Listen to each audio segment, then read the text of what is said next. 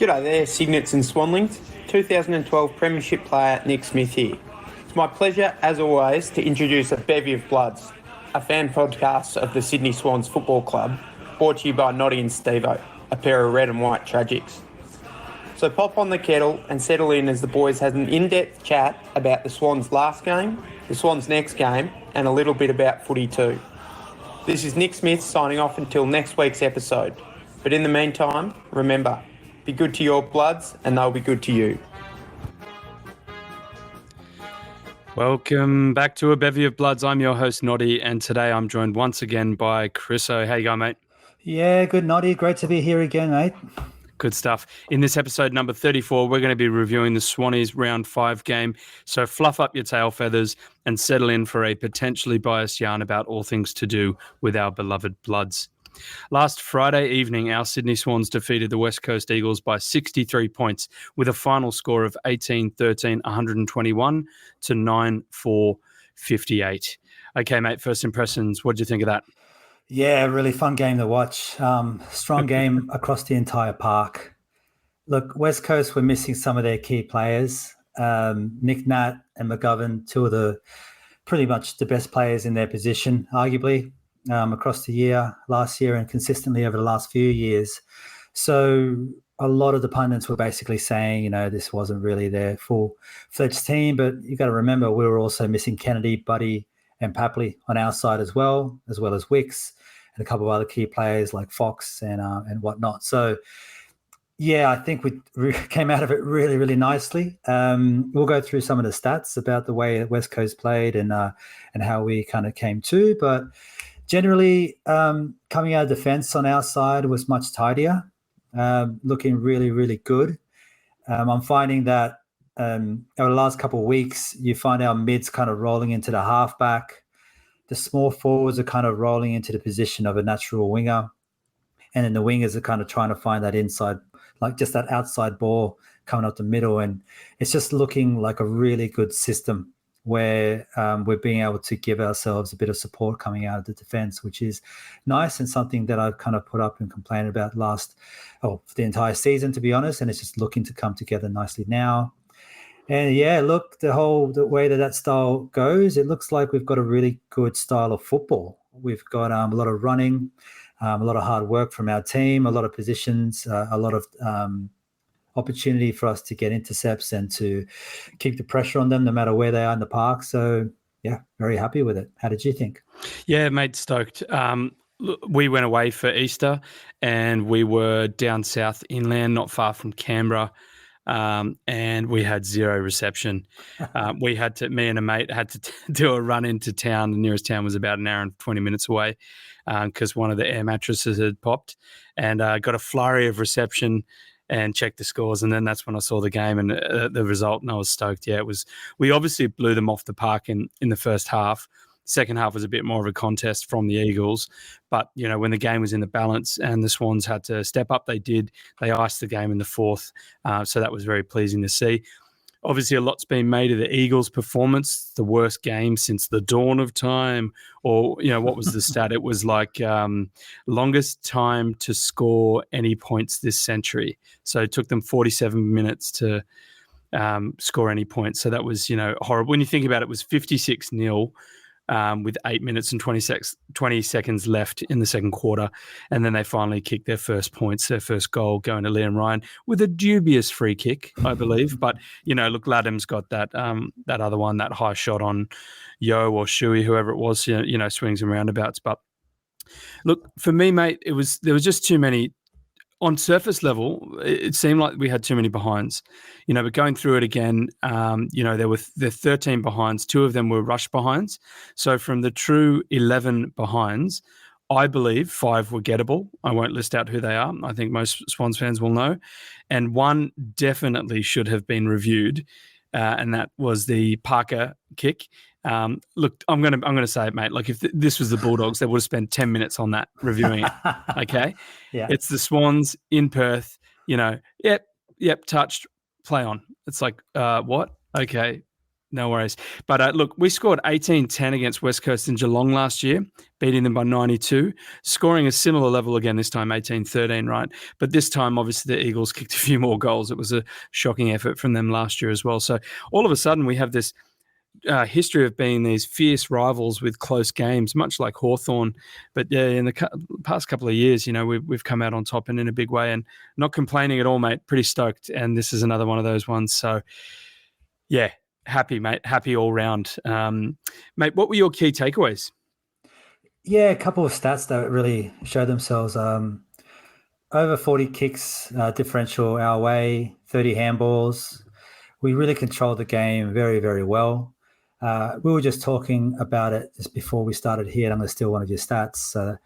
As the top 15 players in the game. That was my favorite one. I can't believe you're saying you're stealing that one. That is actually that was my key point tonight. And you're going to go and nab it. Unbelievable. It makes sense in my point. So otherwise you gotta hide it from me. You gotta write it down on a piece of paper. Don't put it on the board here. Otherwise, oh my goodness, I can't believe anyway, it. But plus 40 kicks, handballs. We're controlling the game really well. I guess this stat just basically proves my point. It's top 15 players of the Swans were all highest in score involvements, and the top 16 players in the game for pressure acts were all Eagles.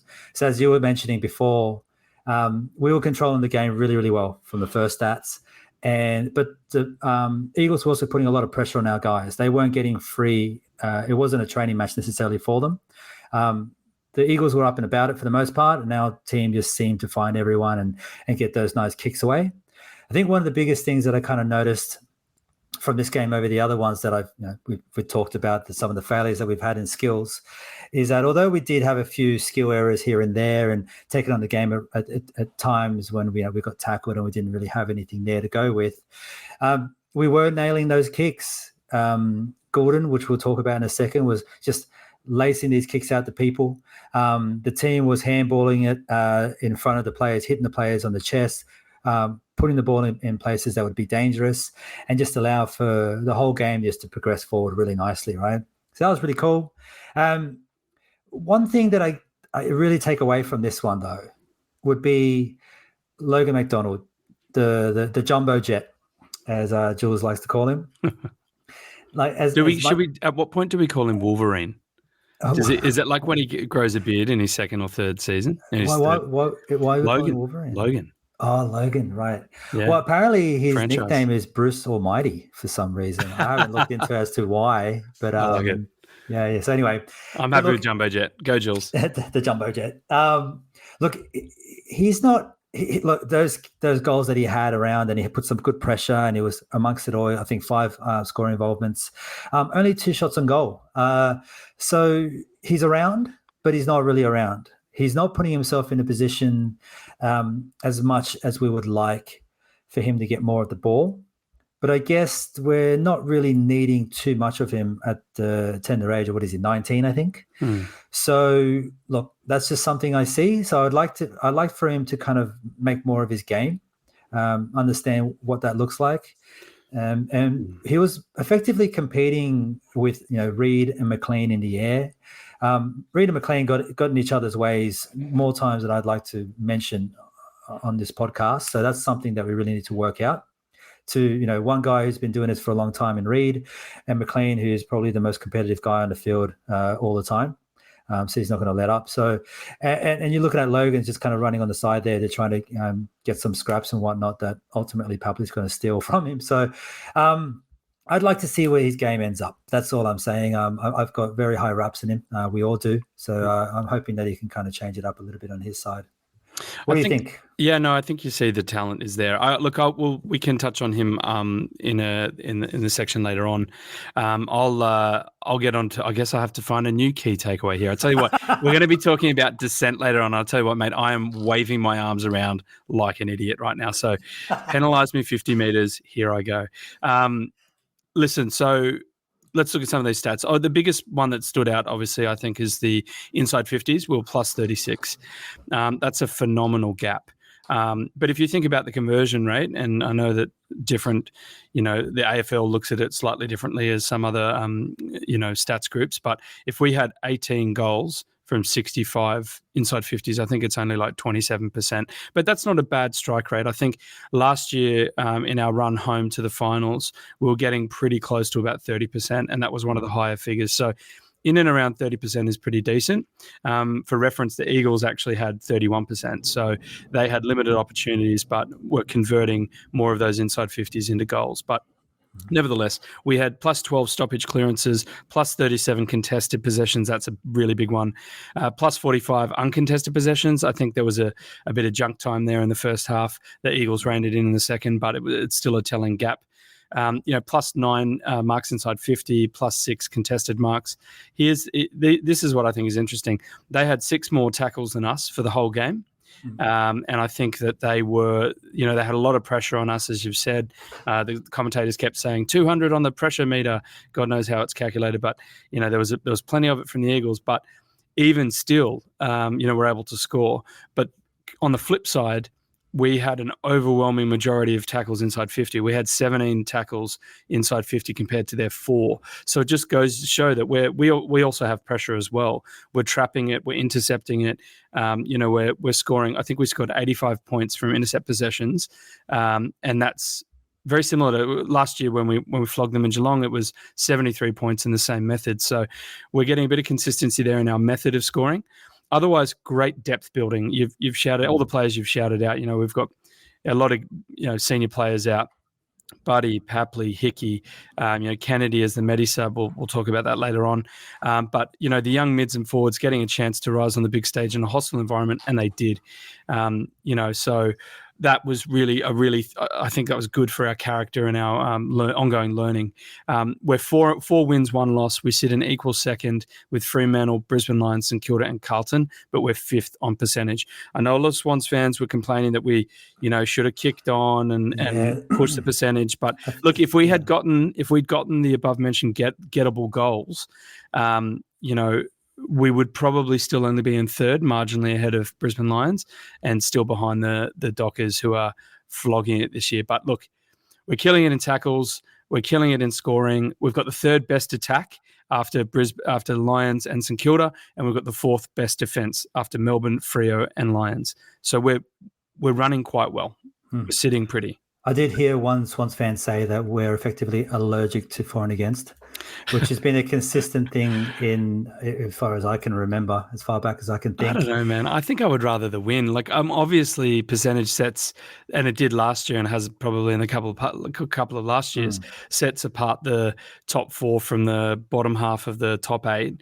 I get that, and that it's so critical when you want to get the 2 home finals, but it's more important to probably win and make the 8, and then you can get a bit detailed and nitty gritty there, I think. But yeah, look, I mean, they're a professional outfit. The Eagles are always going to come back. We flogged them in the first half. It should have been more. It should have been like 100-0 basically. But we basically kept the gap that we had in the first half, even when the Eagles threw the sink at us. So I think I saw what's his name, Swamp Thing. What's his name? The guy does the most amazing stats on Twitter. I'll figure out his name in a second.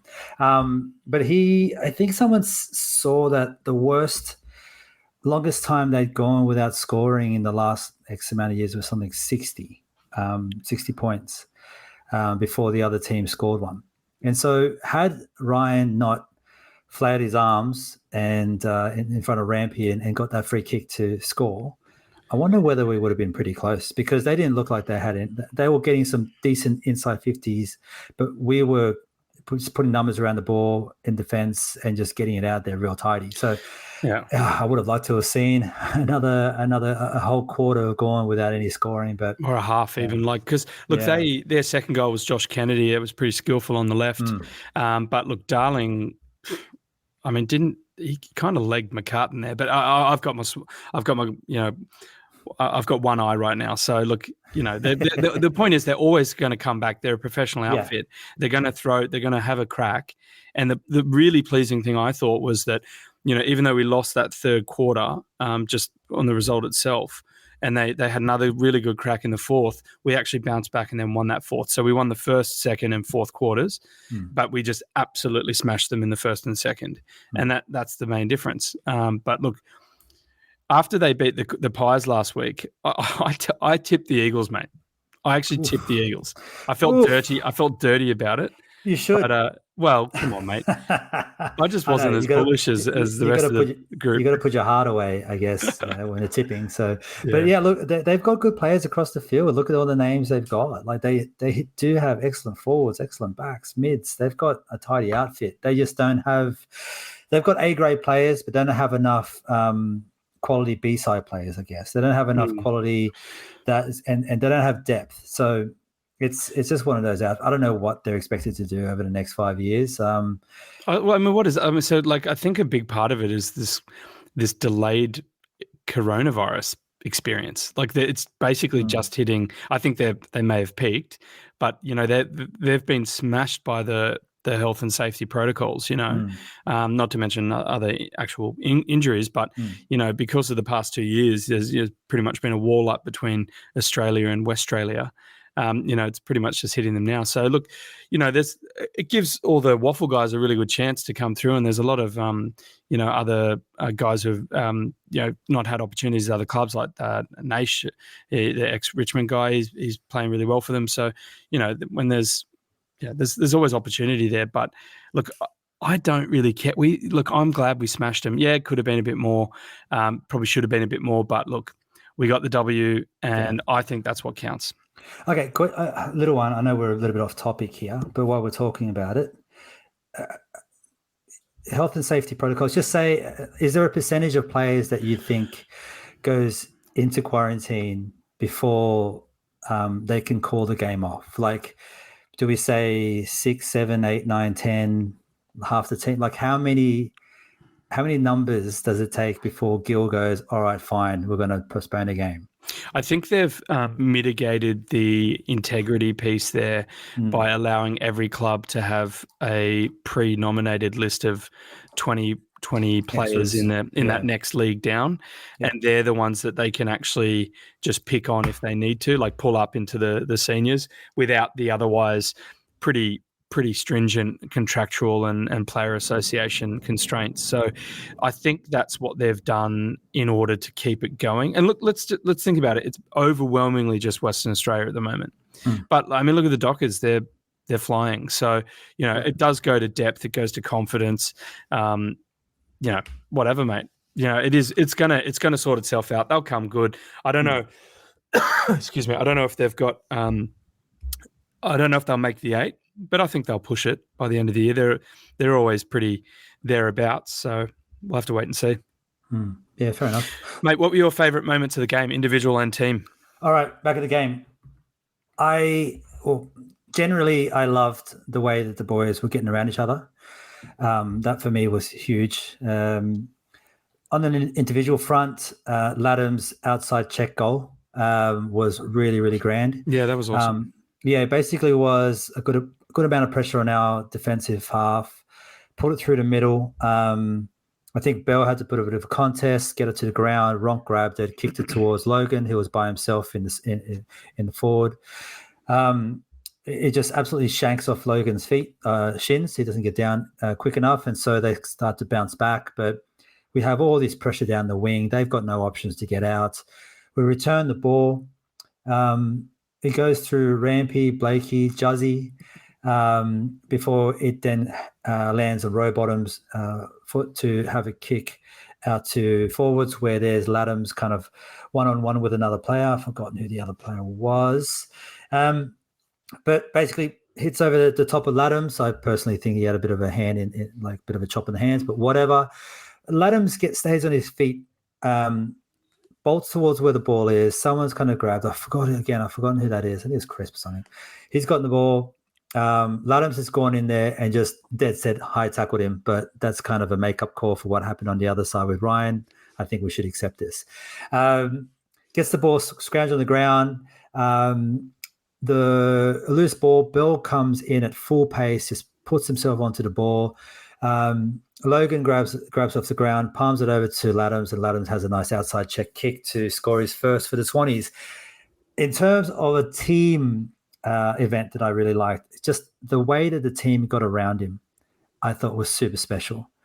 They really had that moment where this is a team that and a bunch of young players that do believe everything that they've said in the media as they're signing their extensions. They all know that this is the team that's designed for growth for the next 5 years. And you can tell that they're all excited. The way they got around Laddams was just superb, really, really inspiring. I think the first ones around him, you had Juzzy, Haywood, Rampy, and then Parker. No, that's not right. It was Haywood, McLean, and Bell, Logan, and Rowbottom. All of these young kids, all of them under the age of 25, just getting around their ruckman, who's going to be their number one ruckman for quite some time. So I love that. I just thought that was very endearing of the entire team. Yeah, no, it was an awesome moment, mate. And, first goal for your new club is special. And I think the club, I think the rest of the team know that he's going to be a pretty important cog going forward. So, no, it was good to see. Mate, for me, Braden Campbell did a little spin and weave out of contact about halfway through the first quarter, and my jaw hit the ground. I just thought it was a classy little move. And I thought, yeah, okay, he probably had a quieter game than he did against the Roos last week, but he just keeps growing in confidence. We know what he can do with that left peg, but when he starts to string it together, it's just gonna be awesome. Otherwise, Juzzy in the second quarter, I don't know if you saw, but on the broadcast, you can kind of see he's asking someone near him and a teammate near him, don't know who it was. He was kind of like, should I have a shot at this? And obviously, I don't know if he waited for the answer, but went back and pretty much started to line up. And then he absolutely shanks it. It hits his shin. It's a clanger. I think it might have even hit the person in front of him. But the point is, a few minutes later, he works hard and gets in position, takes an inside 50 mark, and then nails a kick from an extremely tight angle, which I think was one of the best goals of the game. And you just see in proper Juzzy fashion, he sort of just goes, "Oof, that was pretty hot."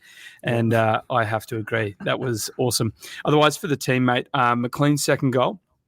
Look, the players involved, it went end to end. So it was basically Campbell kicks to Tommy McCartan, kicks to Laddams, handballs to Goulden, kicks to Rowe. Rowe goes long to McLean, and he just basically plucks it. He's not going to give this one up. He's making amends for that terrible fumble that he did in that play earlier.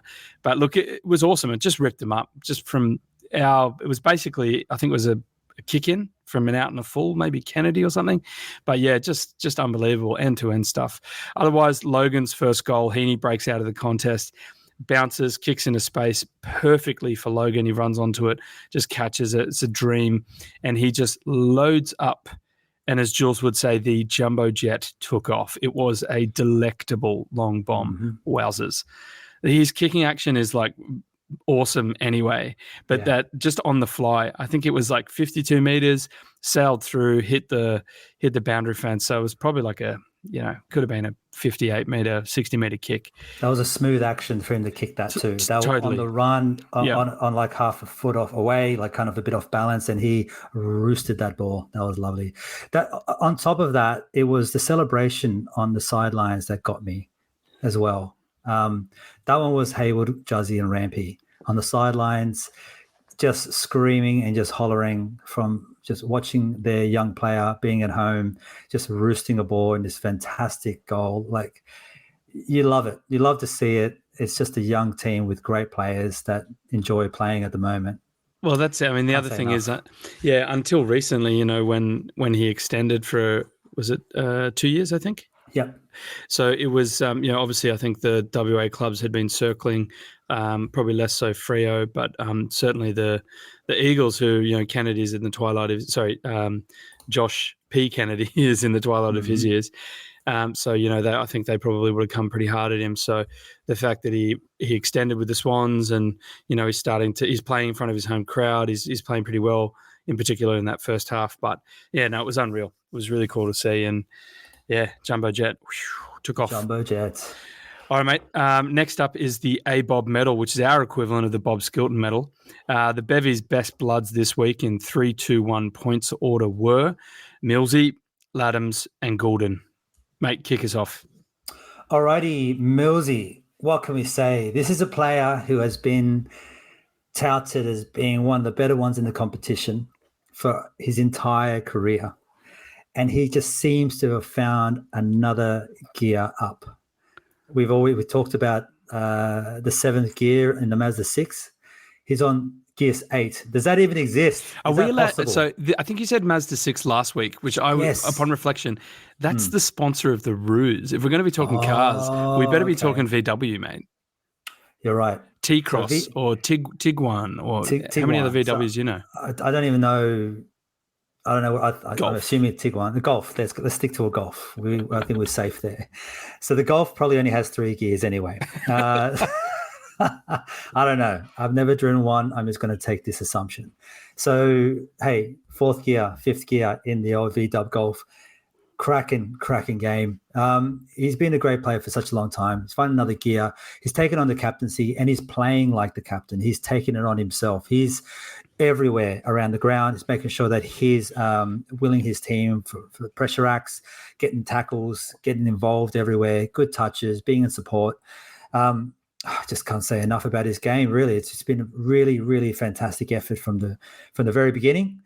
And he just, week in, week out, stays consistent, which the great players do. So, yeah, love to see it. Unreal, mate. Like game high 28 disposals, game high 17 contested possessions, game high 14 ground ball gets, 8 inside 50s, which was second highest for Sydney. He's just looking in really good nick, and obviously with Parker and Heaney rolling forward, still coming in the mid, but predominantly forward to get our goals, and Joey being managed on the bench, Mills stood up again. He's our main man in the middle. And he just makes it look. And the other thing I love about his game is a little bit Paul Kelly. Whenever there's a bit of a scuffle, I was just about to say this. Always there, sticking up for our guys. Yep. And he's just like, you can tell he gets under the skin of opposition players. And I think that as Swans fans, we love him, but I have this sneaking suspicion that most other fans from other footy clubs don't like him. And they can think that they can feel that if they want. It's their, it's their life that they're wasting. But so I love that he's a Sydney boy. I love that he's a Swan, and I love the way he goes about it. And fingers crossed, he's rolling on. They're managing that Achilles. Doesn't look like he's being hampered at all. But it was weird after, I think it was last week or the week before, he pulled up for it with a bit of tightness. But yeah, he looked in sensational form in the middle, didn't he?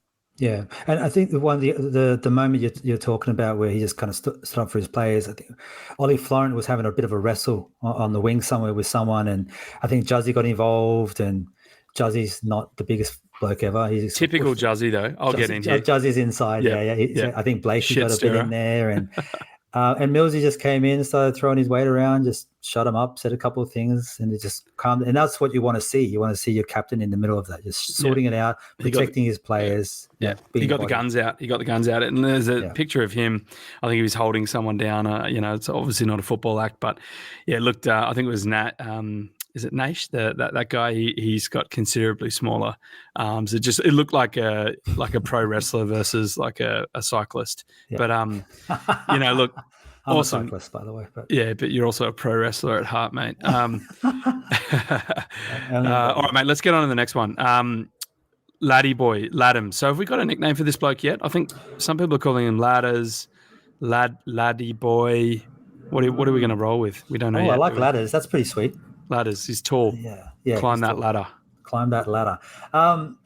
Hey, look, he wasn't up against Nick Nat this week, who's arguably the most athletic and dynamic ruckman in the game in the modern time. So, but he was getting around it. So one part about his game, I think we said in the last week, was that he looked gassed when he was getting around.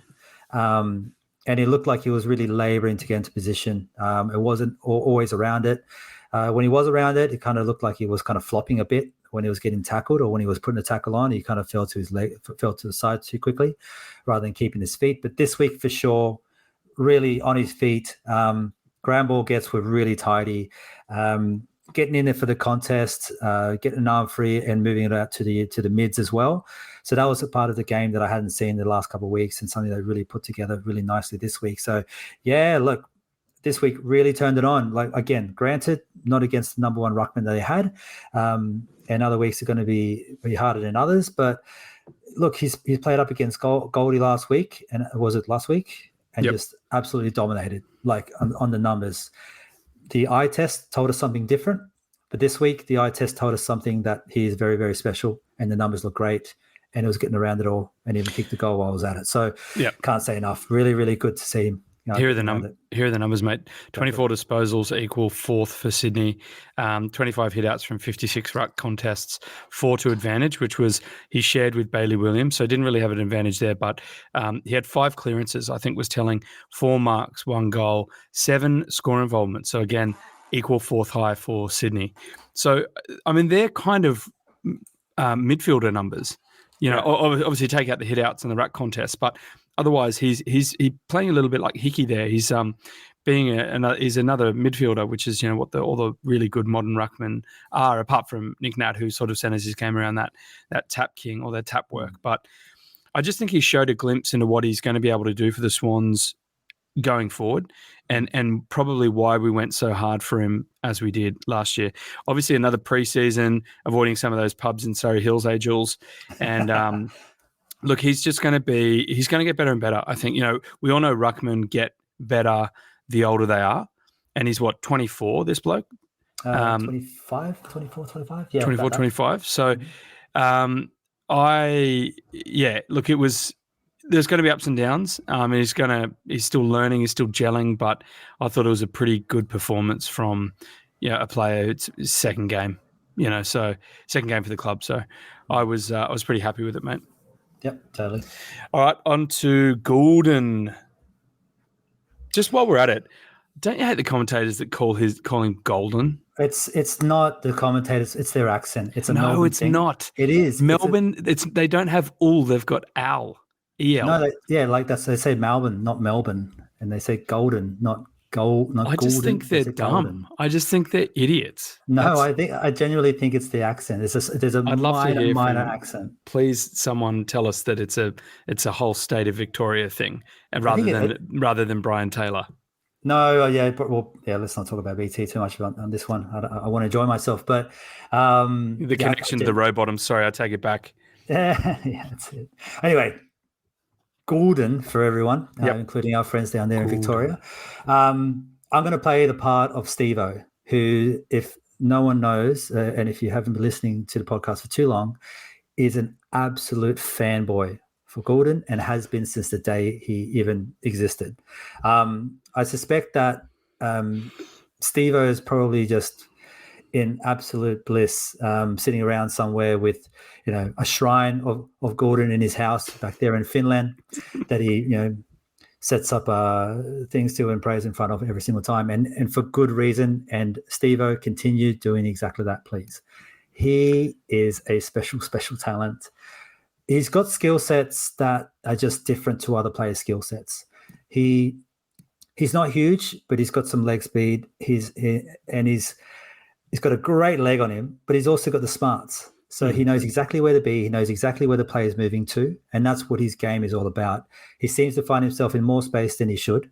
And he's just kind of roaming around, just collecting possessions as he did this week, and kind of like that free man, which has been very tidy. So, man, one thing that I really liked about his game this week, I noticed it, maybe I've missed it in other weeks, but for sure I saw it this week, was he holds back that possession.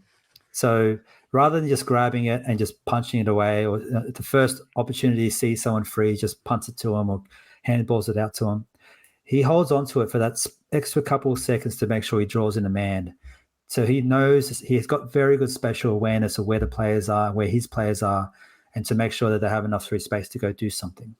So, yeah, Steve-O, keep praying, mate. Keep that shrine up and going. It's working. I wonder if he actually does have this little shrine. But 27 disposals, second highest in the game, and Sydney after Mills. 10 intercept possessions. I think it was 19. We scored 19 points alone off those 10 intercept possessions. Equal first for Sydney. 10 score involvements, equal second game high with Heaney. Second, 2 score launches, second for Sydney. 18 uncontested possessions, second for Sydney. So after a comparatively quiet week against the Roos, I think he stood up. He was energetic around the ball. He he probably should have kicked a couple of goals. And I think, no one's harder on Goulden than himself. You can see it. He's a little bit like Heaney in that regard. But, I just thought he just played it was a really well-rounded game this week. And, I think that's how he got in that 1 point there in the Bevies ABOB medal. But we do have a bunch of honourable mentions, as is always the case when we win. We can't stop talking about our players and how well they played. So why don't you tell us a bit about your honourable mentions this week, mate? I've got a few, but I will leave. Look, Bell and Ronk are playing the small forward role and that pressure rack role. We're going to talk about them in a little bit. So they were fantastic. I want to make mention, and we'll talk about their role in a topic down the line. Heaney had a quiet night, in quotes, by his own comparison. From memory, 16 touches, 6 tackles, highest of the game. But just consistent and getting around the game, getting around to the forwards, making sure that he's available. Some of those marks, come on, they were not good. Many players can do that. Yep. Very, very few have that capacity to do that. Outrunning his opponents, outworking everyone. He was a bit frustrated himself, I noticed, kind of missed a couple of gettable goals by his own standards. But, hey, look, he still is up there. And I've noticed now that the media is starting to pick it up. They're finally starting to work out that this guy is at least one of the best in the game. I've seen a few things rolling around. I saw that he was second best player in the game at the moment, right behind Petrarca. I saw another pundit mentioning he was in the top 5. So he's getting around it now. It looks like the pundits are all starting to work it out that he is elite. The other one that I haven't got in the paper here, but it's something that I wanted to address would be Hayward. He's playing up towards more of that half forward role, being more of that extra support through the mids as they roll back and kind of giving some of that extra support to our defenders as we're trying to work out a better way of getting out of our half. And he's playing very nicely. He's getting a few goals by himself. One really nice snap goal with bugger all angle. He got that one. Oh, yeah, that was a good one. Yeah, that was super tidy. But he's also getting some very, very tidy field kicks, some good contests, and getting around it. So, yeah, I just want to make mention of him quickly. Going into the Eagles game, Hayward, and this is one of the AFL app stats, is pretty nerdy here. He's converted 34% of his pressure acts into turnovers, from which Sydney have scored 31 points. Both of these figures lead all players in the AFL in each category over the first 4 rounds. So be interesting to see how he went at the end of the Eagles game. But that shows you he brings the pressure, forces a turnover, and then more often than not, we score from it. So what a player to have in the team. Very handy. My guys were Warner and Rowie. I'll start with Warner, actually. Warner's 12 handball receives and 3 centre clearances were both game highs. I mean, how often do we see him just streaming through the middle? It was awesome. He kicked that goal, sticks it up to Eagles fans.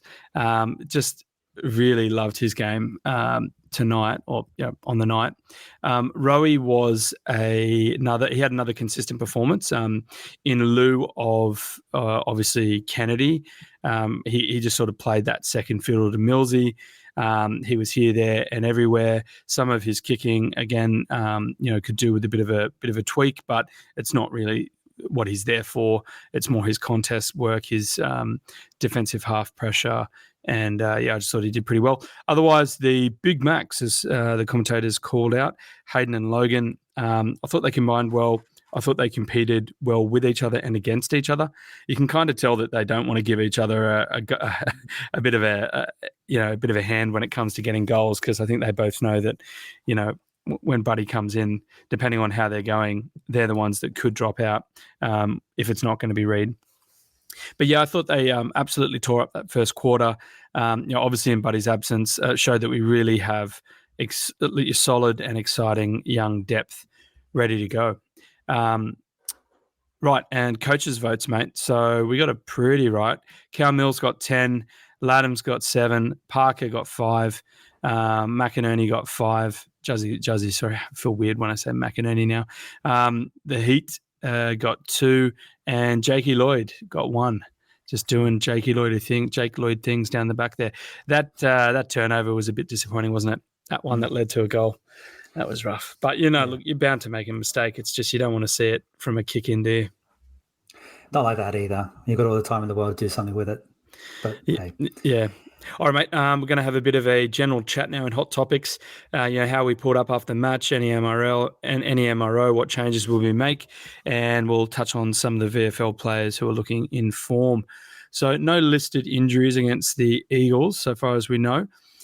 In terms of recovering players, Papley's been ruled out again against the Hawks on this Monday coming. Horse also confirmed that Wicks is a best 6 forward. So, as we've touched on this week and last week, the small forward logjam will continue. Yeah. I mean, on that then, so I put up a post on Twitter to ask the question when Papley comes back in, who goes out? And the word overwhelmingly is Bell. And that surprises me. There's no opportunity in Twitter to really kind of, there is to show your workings, but there's no one's really doing so. They're kind of like doing what the eye is telling them. And I don't understand why Bell would be an easy out. Do you have any strong feelings when Papley comes in? The Bell spot, the wrong spot, one of them have to go. When Wicks comes back in, one of those got to go, or Wicks doesn't come in. How do you see it all coming together? Yeah, look, I think it's I think heading into this season, Bell had pole position, but I think it was Buckley who commented, like he's working really hard. He's got a great tank. Obviously, some of his foot skills could be better, but I think it's his finishing that can let him down. I think one of the gettable goals that I saw, it was 1 or 2 from Bell. But that, other players also missed goals. That's the point. Like this guy got panned after that elimination final last year and wrongly so. And I don't think there is, but, I hope that there's not like casual racism happening here with Swans fans. But I see Bell as ahead of Ronk. But if Ronk continues to play the way he has, then there's a legitimate selection conundrum there. But Ronk, I think, could have had 3 goals in that first quarter. He kicked 1, 2. He is bringing a lot of pressure. He's getting back to that level that we know he can play at 2018, just burst on the scenes, just kicking goals left, right, and centre, right? So, and then after that, sort of was injured, and then there was both Bell and Wicks came along, and Wicks really brought the pressure. So, look, it's a good problem to have. I think we say this every week, but if I had to choose right now, I mean, I don't think Papley's coming in against the Hawks, but the following week, who have we got the following week? Is it another away game? We're coming back home. Anyway, if he's ready for that game, then something's got to give, right? So I guess it might depend on what happens this week against the Hawks, but I don't know if I would see Wicks come in ahead of the Ronk and the Bell that have been playing the past 2 weeks.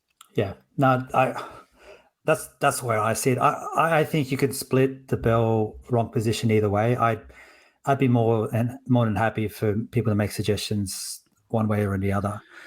Yeah. The only thing that I'm surprised about is just how strongly they feel that it's a Bell that needs to step out. Like he's been a part of a winning team, this winning team for quite some time. I think we mentioned last year when he hit the post at the elimination final that 2 players prior to him, including Buddy, had done the same thing. But he's always up 7 behinds that quarter, Chriso. He was one of 7 players who. Oh, there might have been a rush behind in there, but there was a bunch of players that kicked behinds. He wasn't the only one. And it's just, I'm surprised. I genuinely am, because he is. If you watch the game and just keep your eye on Bell, he is amongst it. He's always there for a tackle. He's trying to get hands on someone. Some of the tackles he doesn't entirely stick, and I think that's the only failure on his point. As I was mentioning before with Laddams. Bell also kind of flops to the ground a little bit too quickly. But I think that's just the style of tackle. He's trying to get them down, trying to finish off the tackle, that old saying.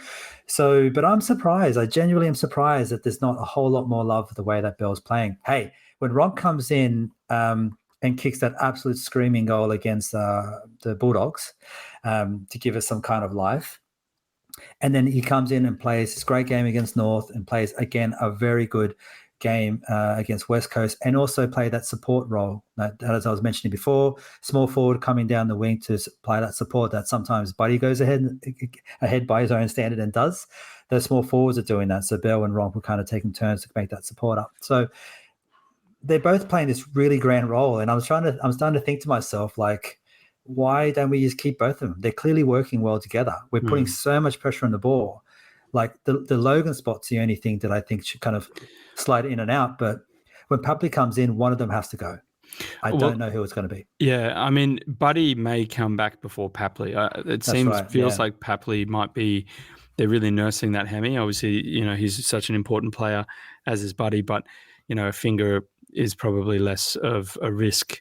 To serious injury, unlike a deep hamstring. But so we should also probably talk about Reed. I thought Reed had a good game. I know a lot of Swans fans were really just didn't like his game against the Eagles, and I didn't see it. I just thought he played his role really well. Like, yeah, I mean, you kind of wish that he could take more marks, but if he's bringing it to ground for the players we're talking about and we're kicking goals, then what does it matter, That's just doing his job. That's kind of his thing. And as I mentioned earlier, I really think that Reed and McLean just weren't playing well together. They were getting each other's way. There was a couple of moments where Reed was in front, had an opportunity at the ball. He's one of the best contest markers. Well, definitely one of the best we've got, if not the best. And he just didn't have a proper run at it because he had too many bodies on him, because McLean was kind of dragging his man over as well. So, yeah, I'd like to see him stay. I think he's got a good role to play in that forward half. And look, when Wicks comes in, I'm going to go back to this because I'm obsessed with this right now. Sorry, Noddy. You're right, mate. When Wicks comes in, do Bell or Ronke leave to make room for him in your eyes? Yeah, it's one of those two guys, I think. I think, well, it'll depend on the timing of Buddy. As like if they come back in at the same time, then I think it will probably be Bell or Ronk and Reed, or potentially Logan if he hasn't kicked a couple more goals in the next couple of rounds. So, yeah, I don't know, mate. It's going to be one to watch. Because the other one that okay, let's have a look. So VFL, okay, we played Northern Bull Ants. We lost 85 to 104. Joel Amadi and Matty Roberts both go down with a concussion in the second quarter, so they're out for 12 days. Sheldrick hasn't played for the past two rounds. I was wondering what happened today. I saw the club announce that there is something wrong with his knees, seeing a specialist, so that doesn't sound particularly good. Otherwise, there's not that many people other than the ones that are already sort of on the fringe, the emergency 4 or 5 or 6 players. Ryan Clark, 37 disposals. Louis Taylor, 26. Gould, 25. Stevens, 21. Barry O'Connor scored 2 goals. That's interesting. I've been wanting him to maybe, see what he can produce, and obviously we've been playing in the defense, but I think his position Gaelic was mid forward.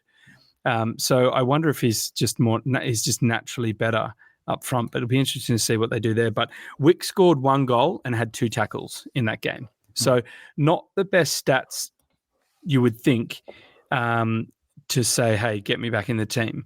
But, if Horses said Wicks is the best 6 forward, then who are we to argue, really?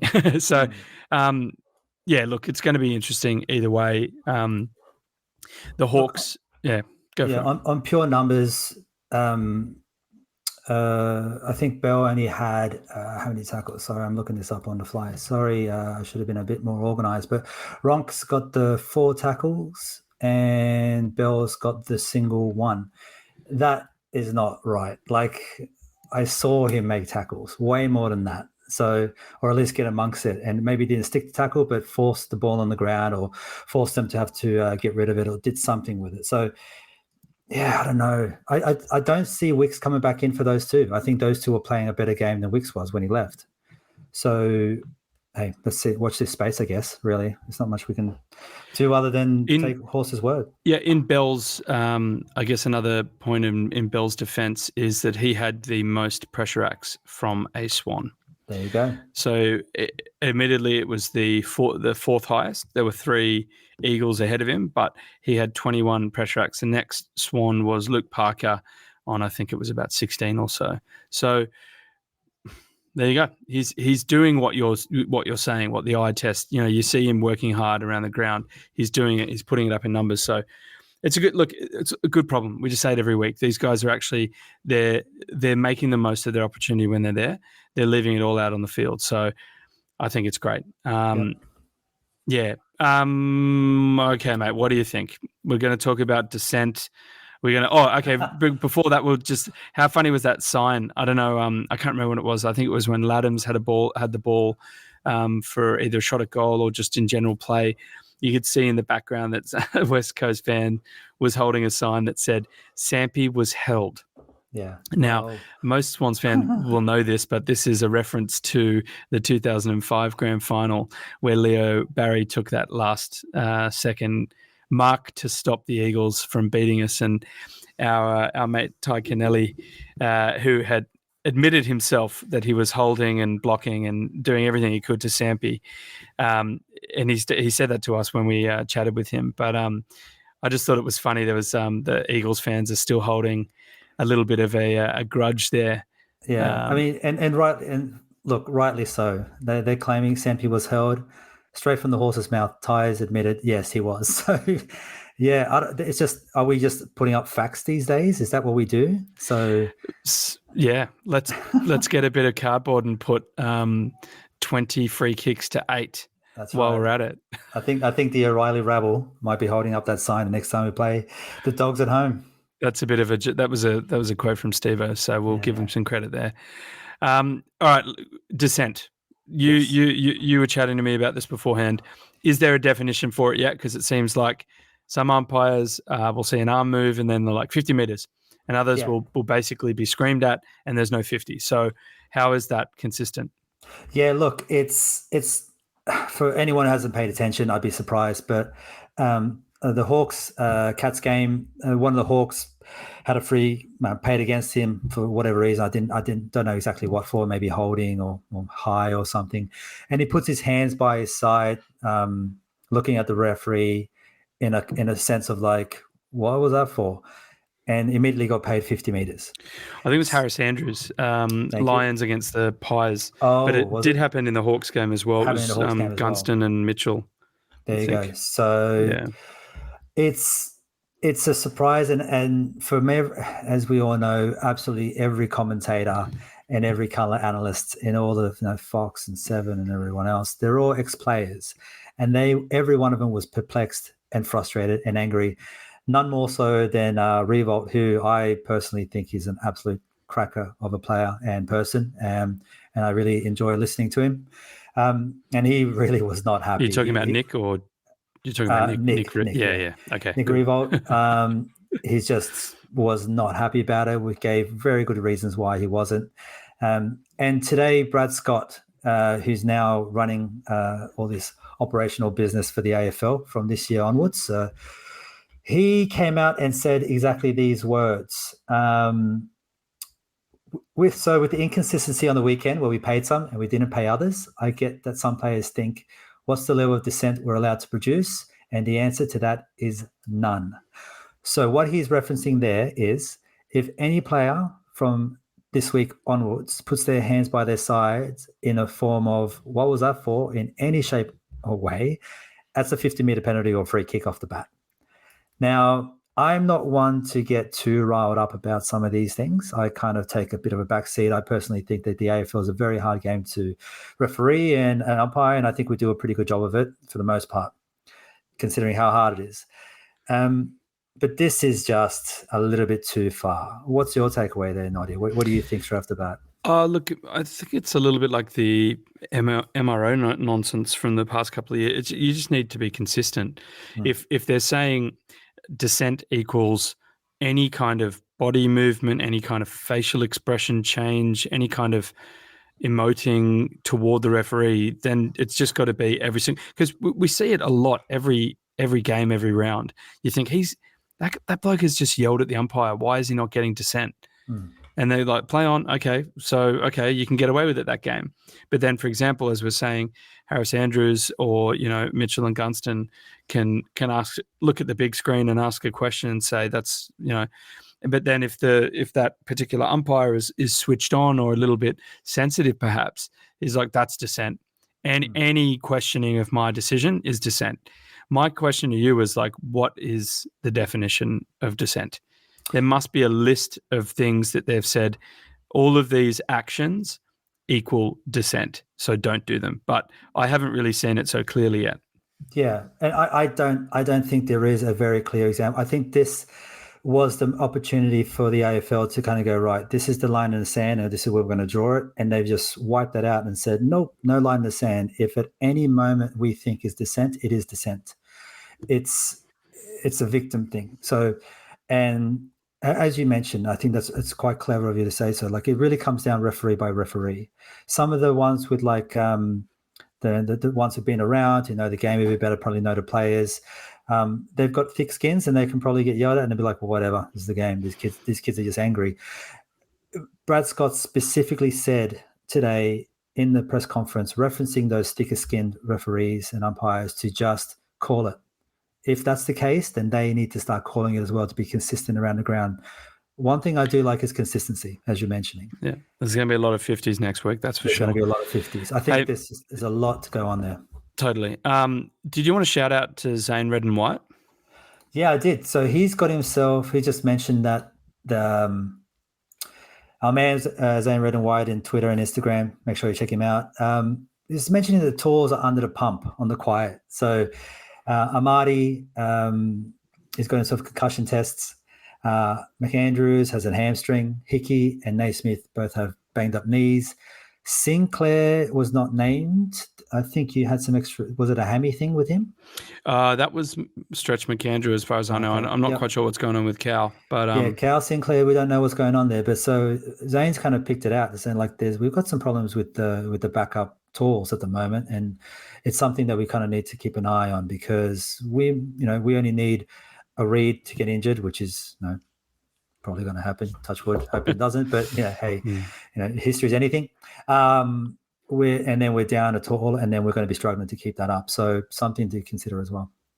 I guess we do have Lewis Melican, who can potentially come into the back line if we need to shift. Like, worst case, we need to take either Paddy or Tommy, because we know that they can both play forward, right? So we've got a couple of solid plan Bs, and obviously Amadi going out, he's really sort of that player that puts the other players on notice, because he's good enough to come back in, but with him out for 12 days, McAndrew, he's still a work in progress. I think he's going to be a cracker in time, but Hickey is still a while away with his medial, and obviously, I think I read Naismith is running again, which is quicker than I thought. But I don't know if it's in he'll be running and then start training again anytime soon. But I think the fact he's running again is real positive. But mate, we haven't spoken about Joey as a medical sub. There's been a lot of chat on groups this week. We probably shouldn't talk about it very much, but what do you think about Joey? Do you think he's good enough to be in the 22? Yes, no doubt. Well, yeah, clearly. So why they're saying he's managed? It's a strategic thing, and maybe it was, but we all know he hasn't been playing where we know he plays best for the first 4 rounds of the season. So I think a lot of Swans fans are just a bit confused about what's going on with Joey. Well, look, I think the first 3 games he played predominantly on the wing, and then kind of played halfback, looked Defense, shocking. Jumped on the wing, looked a whole lot better, and then against North kind of rolled in to the centres and then rolled out to the wing. And that seemed to be this kind of nice position for him. I am fine with it. I think everyone just needs to take a cup of tea, chamomile potentially, and just kind of take it down a notch. I think it's not a problem. I think it generally is managed. We want to keep his body good. We want him firing at the end of the season, not at the beginning. That's it, mate. He'll be back. He'll play a very important role for us throughout the year. All right, mate, one last thing. Hawks in Tassie. So earlier, I forgot who were playing the rounds after that. We're playing the Lions and the Suns in consecutive games at the SCG after the Hawks. But first and foremost, we've got the Hawks on Anzac Day, on Monday, Anzac Monday, or just Anzac Day as it's called. Thoughts, mate? Tip, if you want to go there, best, worst memory against Hawks? Best worst memory, there's the obvious ones, but the one that kind of comes to mind was, because it's been in the news lately, Silverioli taking a kick from 50 out with a few seconds to go, nails the kick to win the game against us at the SCG from memory, a Thursday night. Don't quote me. That was a bit sad because, I really enjoyed that game and he took it away from me. So that's him. He's a star player. What can you do? Yeah, totally, mate. Look, obviously best is 2012 grand final, worst is 2014, bloody Hawks. Mm-hmm. But look, Horse has said that Hawthorn and Sydney right now are very similar, both young, having rebuilt, both with some good form. So it's going to be a really tough test. So looking forward to it. Obviously, I didn't get the tip right against the Eagles, so I think I'm going to sit this one out. But look, it should be a cracking game, and I'm loving the fact that all the Swans fans down in Tassie are going to be there, throwing their support behind the Bloods. So shout out to our Tassie brethren. All right, mate. Have you got anything else before we sign out? Yeah, no, I don't. I guess if I was going to put a tip down against either one of those teams, I would not, because I don't see it being a clear win either way. I think it's going to be quite a tough game to be playing either way. I'll put a tip down when I do the preview, and that'll be in a couple of days. It'll be a couple of days before we play. So I'll commit to a tip for the Facebook preview post. So check that out, Signets and Swanlings. All right, mate. Well, that brings us to the end of this episode. On behalf of the Bevy, I'd like to say thank you very much for listening in. Tune in again on Thursday night for our team announcement video and preview post. Otherwise, make sure to keep following us on Instagram and Facebook at A Bevy of Bloods for updates and announcements. Until then, up the Bloods, and can you Swannies?